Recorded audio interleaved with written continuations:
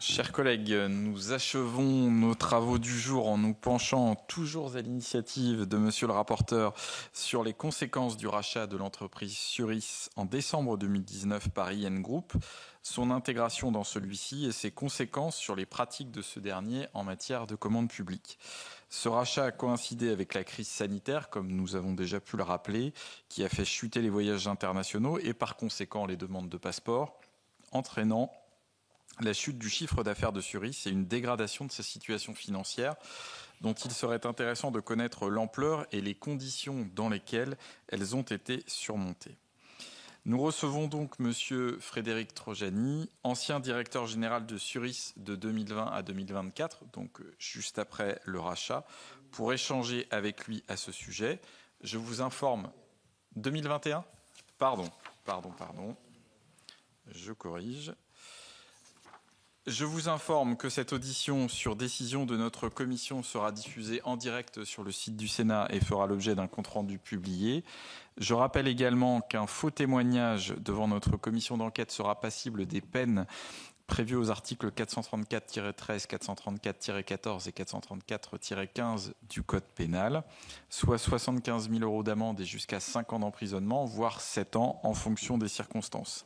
Je vous invite donc à prêter serment de dire toute la vérité, rien que la vérité. Veuillez, s'il vous plaît, lever la main droite et dire « Je le jure » en appuyant sur le bouton pour activer le micro. Je le jure. Je vous remercie.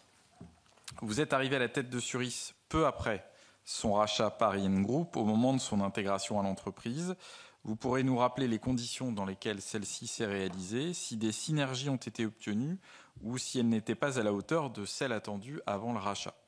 Vous pourrez également nous expliquer comment les technologies de Suris ont été intégrées à la confection des titres dont IN Group détient le monopole légal, ou alors si Suris a toujours été tenu à l'écart de cette activité régalienne. Par ailleurs, la crise sanitaire a fortement perturbé l'activité de Suris, je l'ai dit, dont le chiffre d'affaires aurait fortement diminué et la valeur dépréciée dans les comptes d'IN Group. Pourriez-vous nous indiquer comment l'entreprise a surmonté cette période difficile? A-t-elle bénéficié d'un soutien financier de l'État? A-t-elle répondu à des commandes publiques françaises, européennes ou étrangères? Je vous laisse maintenant la parole pour un propos liminaire d'une dizaine de minutes. Ensuite, monsieur le rapporteur vous interrogera, tout comme les membres de notre commission d'enquête. Et je me permets enfin de vous rappeler que si vous estimez que des éléments qui vous sont demandés sont couverts par le secret des affaires, vous pouvez refuser de les fournir dans le cadre de la présente audition publique.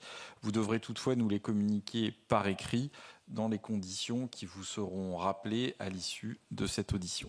Je vous remercie. Très bien, écoutez, bonne soirée, bonjour. J'ai rejoint donc IN Group, c'était exactement en janvier 2021, pour prendre en fait la direction d'un pôle, c'est-à-dire IN Group avait 3 pôles différents, donc en anglais on appelle ça des business units, mais en français on appelle ça plutôt des pôles.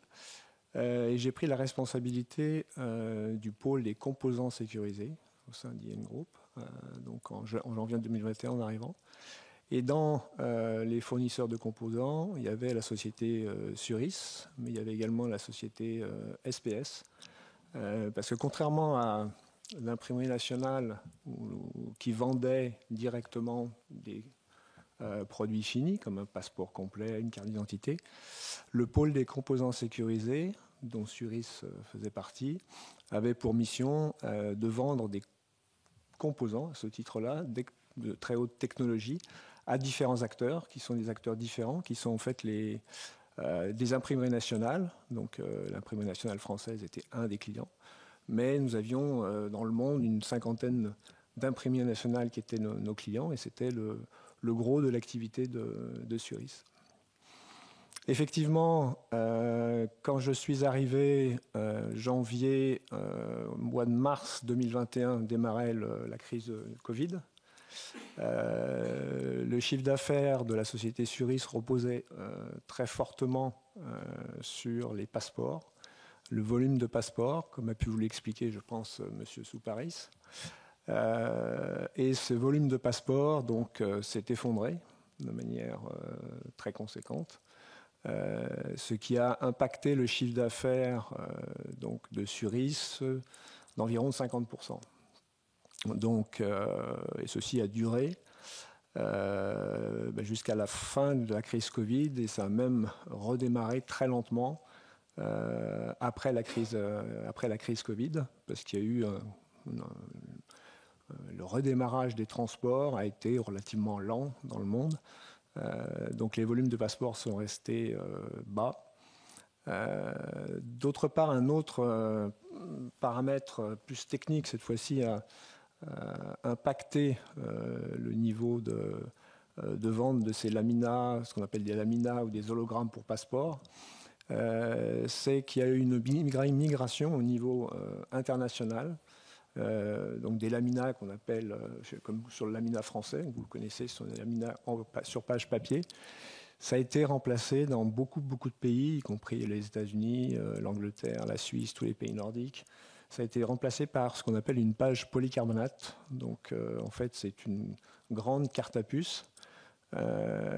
Donc ce qui supprime un des composants clés que fournissait Suris, qui est le laminat pour un passeport papier. Donc il y a eu une atteinte à la taille du marché en même temps que le Covid. Donc, ce qui fait qu'effectivement, le chiffre d'affaires de la société Suris a été impacté très fortement. Alors, comment on l'a surmonté? Moi, quand je suis arrivé, donc j'ai effectivement réduit au minimum la voilure, comme on dit, s'adaptant à ce que l'on pouvait faire fonctionner. On a fait appel aussi à un soutien de l'État par des prêts garantis. On a fait aussi appel à du chômage partiel pendant quelques, même plus, pratiquement une année complète. Ce qui nous a permis en fait de traverser, nous n'avons pas recruté évidemment pendant cette période, mais ça nous a permis de traverser cette période très difficile sans aucun plan de licenciement. C'est-à-dire qu'on a travaillé essentiellement sur les départs en retraite normaux, donc il n'y a pas eu de plan de licenciement, les effectifs ont été conservés. C'était une de mes fiertés, parce que quand on voit un chiffre d'affaires qui est divisé par 2, c'est quand même relativement compliqué de conserver l'ensemble des personnels. Il faut voir que c'est un environnement qui est extrêmement technique. Pour former un bon ouvrier sur une machine qui fait des hologrammes, il faut pratiquement 1 an et demi. Pour former un bon imprimeur sur une machine, une conduite de machine, il faut pratiquement 3 ans. Donc la décision a été prise de ne surtout pas licencier ce genre de personnel, parce que le jour où les affaires reprendraient, ça serait quasiment impossible de recruter toute cette technologie et tout ce savoir-faire que nous avions. Excusez-moi, j'ai la bouche qui sèche un peu. Donc ensuite, en termes de...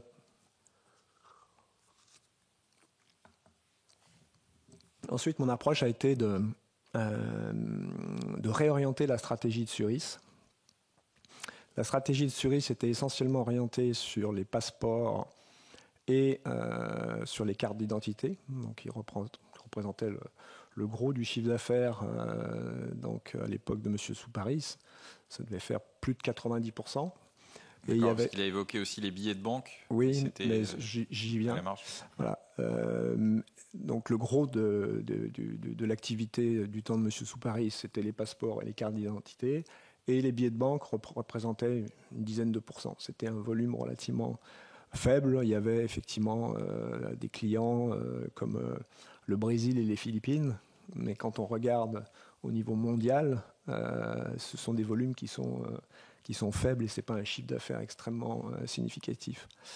Donc moi, ma stratégie a été d'investir, grâce à l'État français, d'investir pour faire de la production, de la fabrication, de la conception de billets de banque, mais dans un volume beaucoup plus significatif. Donc nous avons investi plusieurs millions d'euros dans des machines spécifiques pour faire des billets de banque. Nous avons recruté des vendeurs qui étaient spécialisés dans la vente de billets de banque, puisque ce sont des clients qui sont complètement différents des clients d'identité. Ce sont des banques ou des imprimeurs publics ou privés qui font du billet de banque, ce qui n'est pas le cas de tout le monde. Et cette stratégie s'est avérée payante, puisqu'on a, avant que je quitte la société, c'est toujours des processus qui sont longs, mais avant que je quitte la société, on avait multiplié le chiffre d'affaires par à peu près 6 au niveau du billet de banque, ce qui fait qu'on est remonté à peu près un mois. On était à peu près à 80% du chiffre d'affaires grâce aux billets de banque que l'on avait précédemment lors de l'achat de la société Suris. Donc ça a permis, de conserver l'emploi, de relancer les recrutements. Les années 2023 et 2024 ont été des années où on a recherché du personnel. Ça a permis de faire des investissements d'équipements, de machines françaises qui ont été montées sur le site de Bussy-Saint-Georges, le site principal de Suris.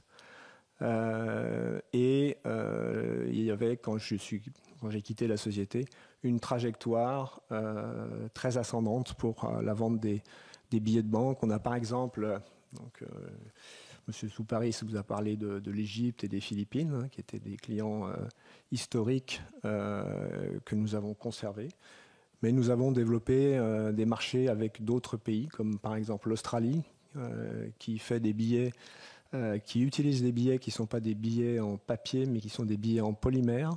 Donc on a redéveloppé une technologie au sein de Suris basée sur du billet polymère. Et aujourd'hui, il y a de nombreux pays dans le monde qui utilisent des billets polymères.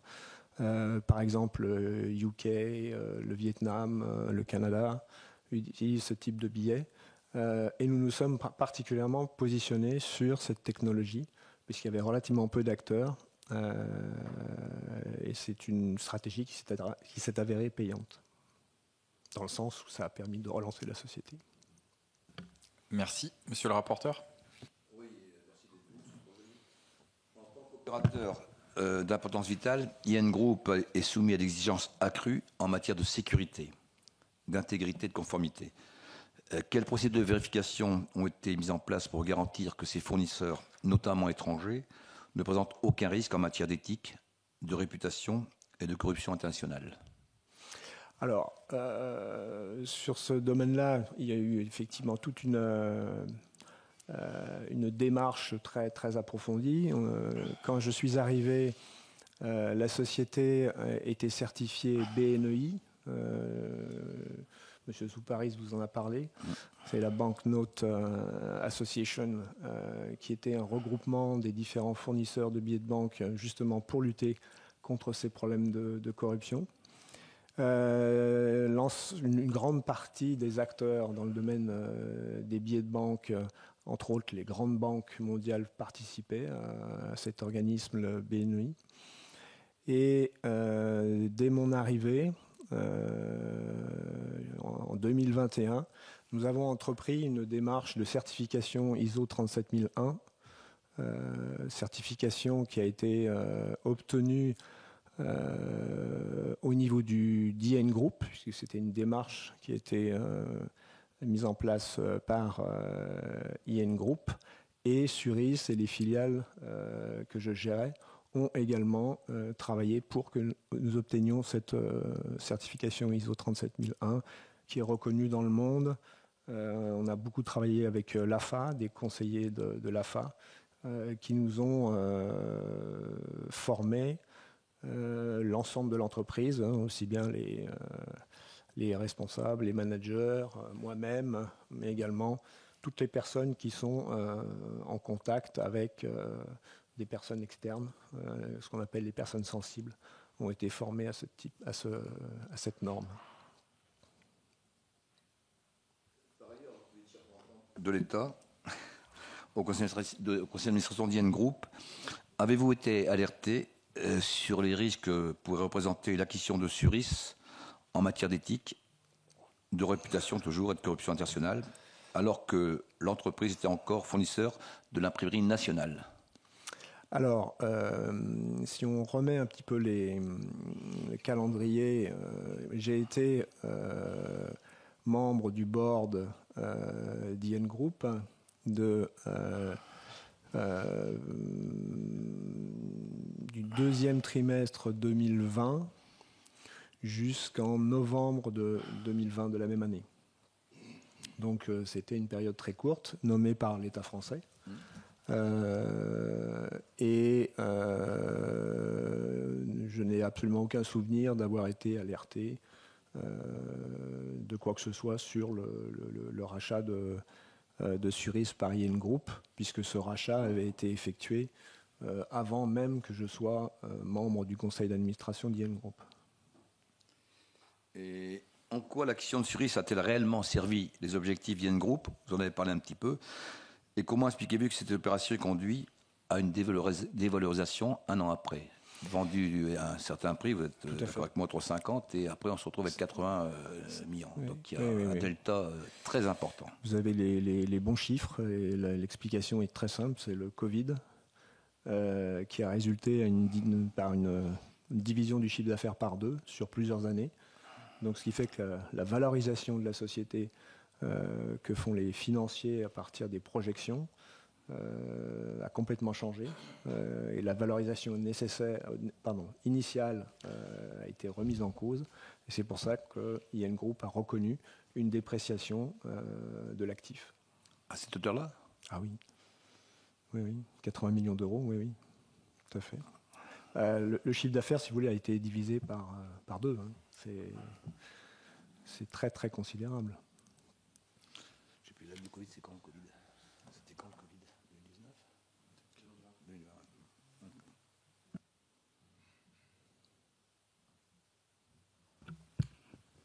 Je me permettrai d'avoir une petite question complémentaire, parce que vous évoquez le fait que la réorientation stratégique a produit des résultats, même si l'entreprise en question, la structure, n'a pas retrouvé le niveau de chiffre d'affaires qu'elle pouvait connaître avant la crise sanitaire. Pour quelles raisons avez-vous donc souhaité arrêter? Est-ce qu'il y avait des... Personnellement? D'accord. Vous voulez dire personnellement? Oui. D'accord. Je voulais juste bien comprendre la question. Oui. Mais je vais vous répondre. D'accord. Tout simplement parce que j'ai 62 ans. Je me suis posé la question plusieurs fois quand est-ce que j'allais prendre ma retraite. Donc j'avais m'étais fixé comme date fin 2024. Il se trouve que j'ai trouvé une opportunité en management de transition. Donc là, je suis j'ai signé un contrat de 9 mois avec la RATP dans un domaine que je connais également, qui est le transport. Donc c'est pour ça que je suis reparti début janvier pour 9 mois, avant probablement de prendre ma retraite peut-être à la fin de cette année, ou alors de retrouver une autre opportunité. Monsieur le rapporteur. Oui. Le Covid, ça a duré un an, enfin un an de perte. 2 ans. Mais dévalorisé de 300 millions sur un an? Ah non, 80 millions. Ça a été 80 millions. La dévalorisation est de 80 millions. C'est-à-dire que la valorisation du rachat était à 380, c'est passé à 300 millions. C'est pas ce que j'ai dans mes chiffres, mais si, on va le demander. Si, ça vous pouvez vérifier, je vous assure. Merci. Je me tourne vers les collègues. Pas de questions. Madame Josande, Monsieur Ruel. Monsieur Ruel. Juste sur la... Donc là, la valo, c'était 380, c'est ça? Oui. Voilà. Donc vous avez passé une provision de 80. Oui. Voilà. Après, non, c'est une provision qui était fin 2021. 2021, voilà. Oui. Après 2023-2024, avec la reprise des activités, qu'est-ce que vous avez fait de la provision là?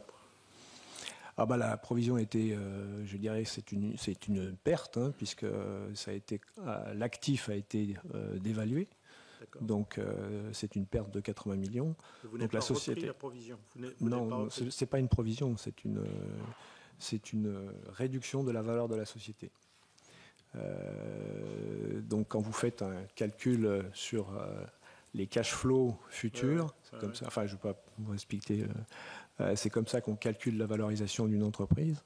Et il se trouve que les cash flows futurs, tels qu'ils étaient projetés après le Covid, étaient bien inférieurs aux cash flows initiaux. Et quand vous avez fait ce calcul de cash flow futur, là, en 2023, 2024, là, mécaniquement, vous deviez retrouver une revalorisation. On a retrouvé de la valeur qui nous permettent de soutenir une valorisation à 300 millions. Mais pas de remonter à 380. Et là, il faut que je comprenne bien, en 2021, quand vous êtes en plein dans la crise, vous faites vos cash flows futurs, et là, vous constatez une baisse de valeur de 80 millions. Oui. Vous êtes à 300, hein, c'est ça. Après, entre fin 2021 et, admettons, de fin 2023, il y a une reprise, comme vous l'avez expliqué. Là, vous faites de façon normale, chaque année, hein, une revalorisation en activant vos cash flows futurs. Et à ce moment-là, forcément, vous avez une réappréciation de la valeur. Oui, mais qui a permis de confirmer l'estimation qui a été faite fin 2021 de 300 millions d'euros. Mais ça n'a pas permis de remonter au-dessus. C'est étonnant. Hein. En fait, je vous dis. Je veux dire, ce que je vous disais, c'est que le marché a changé de manière considérable. C'est-à-dire que non seulement il a été impacté par le Covid, mais il a été aussi impacté par la migration du type de passeport, des passeports papier vers des passeports polycarbonate. Ouais, je comprends. Donc ça a enlevé des revenus très significatifs. Oui, d'accord, mais vous avez dit dans le même temps que vous aviez compensé la perte de chiffre d'affaires par le développement de l'activité des billets de banque. Oui. Vous aviez retrouvé, si j'ai bien entendu, 80% du chiffre d'affaires d'origine. Du chiffre d'affaires d'origine, oui, c'est ça. Mais c'est 80%, c'est pas 100%, et c'est décalé dans le temps. Donc vous perdez des années de valorisation. Donc malheureusement, il n'est pas possible de reprendre une provision supérieure, enfin de reprendre une valeur supérieure à 300 millions. Ça m'échappe, hein, parce que 2021, c'est catastrophique. Vous faites, enfin, comme chaque année, hein, vous refaites une valo. Là, donc, en fait, vous auriez dû prendre une perte très significative. Donc là, on arrive à 80 millions. Hein, non. La dévalorisation était de 80 millions. Pardon ? Je dis la dévalorisation, la perte était de 80 millions. Mais on est resté sur une valorisation de 300 millions. Oui, c'est ça. C'est-à-dire que la valeur des titres, c'était 380. Oui, initialement. En fin 2021, vous faites vos calculs d'évaluation, vous tombez à 300. Hein, c'est ça. C'est ça. Vous avez une perte de valeur de 80. Oui. Bon, 2 ans plus tard, les choses vont mieux. Donc... Non, enfin, je veux dire, on est sur des cycles très longs. Donc la croissance dans le monde du billet de banque est une croissance qui existe, mais qui est lente. C'est-à-dire que pour gagner un nouveau contrat dans le domaine du billet de banque, il faut travailler avec les banques centrales pendant 2 ou 3 ans. Ouais. Donc dans l'espace de temps où j'étais là, il n'y a pas eu le temps de faire une reprise de cette valeur. Et là, la stratégie, je crois qu'après mon départ, est maintenue sur cette orientation. Et le chiffre d'affaires devrait continuer à croître. Et éventuellement, il y aurait une reprise de valeur.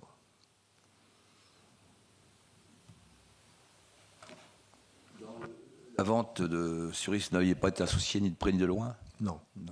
Je suis arrivé 1 an après. Monsieur le rapporteur, mes collègues, merci Monsieur Trojani pour les éclairages que vous avez pu nous apporter, et puis nous ne manquerons pas, en cas de besoin évidemment, de revenir vers vous au cours des prochaines semaines. Et puis si de votre côté vous souhaitiez aussi nous apporter toutes les informations qui vous sembleraient utiles en complément de celles que vous avez pu nous communiquer, nous restons à votre disposition. Merci à vous. Bonne fin de journée. Également, bonne soirée.